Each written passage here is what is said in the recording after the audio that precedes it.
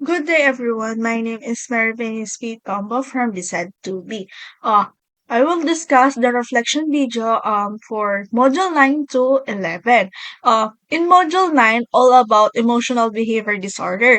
Dito na pumapasok yung emotion and behavior ng isang student or yung bata. May mga bata na nahihirapan sila academically. Minsan nahihirapan din sila na intindihan kung ano ang sinasabi sa kanila or makipag-communicate sila sa kausap nila.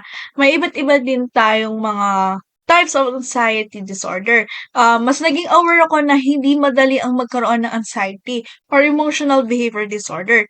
Kasi may mga tao na hindi nila kayang kontrolin yung emotions nila at hindi naiintindihan ng iba kung bakit sila nagkakaganon.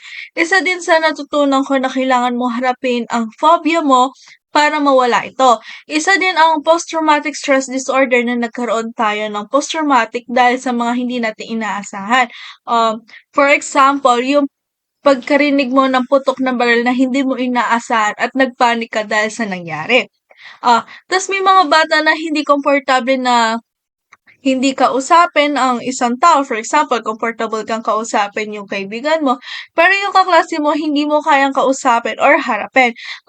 May iba't iba ding factors na ba't natin nakukuha yung emotional behavior disorder, like biological factors, school factors, and family factors. At pinakalas is yung cultural factors. Tas sa Module 10 naman, all about the learners with communication disorder. Various provided valuable toolkit for supporting these learners. Ang different ng mga placement option na meron tayo is yung pull-out, collaborative consultation, community-based model. Ito yung nakakatulong para ma-advocate for the best approach for each student. Ito yung impact ng communication disorders sa socio-emotional well-being, tapos nare-recognize nila yung potential sa frustration, anxiety, and social isolation para makabuo tayo ng supportive at inclusive classroom environment. Tapos ang strategy for as a future teacher, provide concrete steps I can take to better support my student has significantly enhanced my understanding of learners with communication disorder.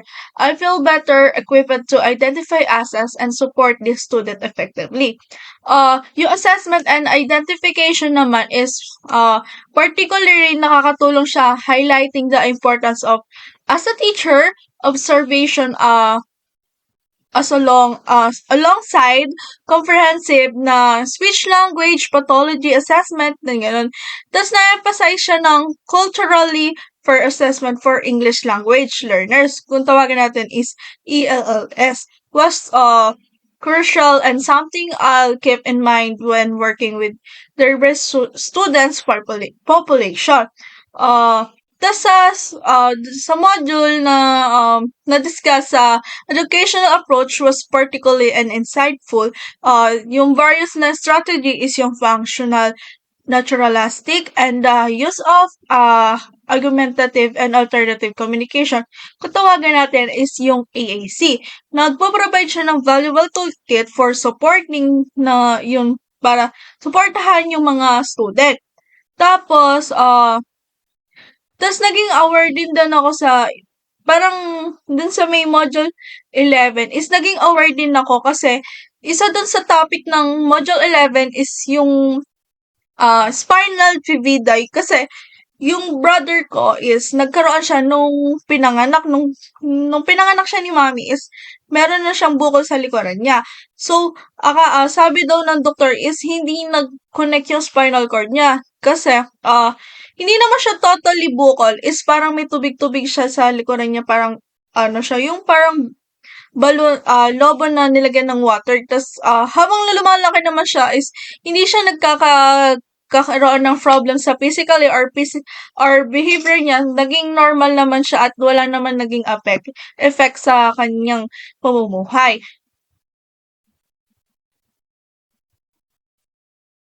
Nagkaroon ako ng background about the spinal fibida kasi yung brother ko is nagkaroon nun nung bata siya.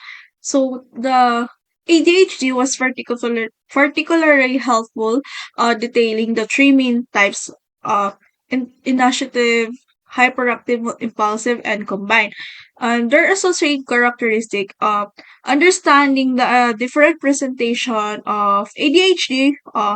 Eto na um, yung description of other health impairments and physical disability were equally valuable.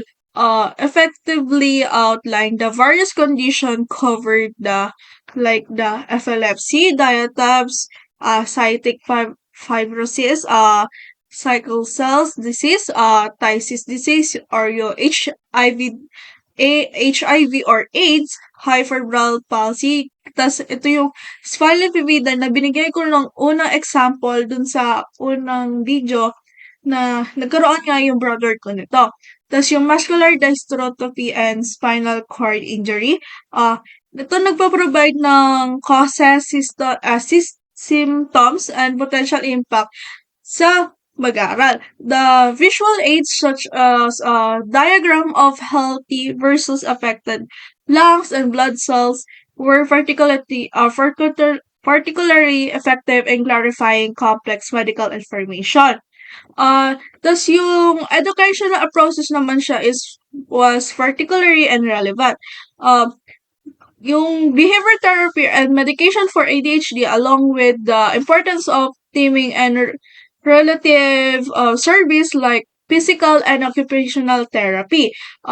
Adapted physical education, nagpo-provide siya ng holistic perspective on supporting sa mga students na nag-emphasize ng inclusive classroom, while the acknowledge the need for homebound or hospital-based education in served cases was well balanced.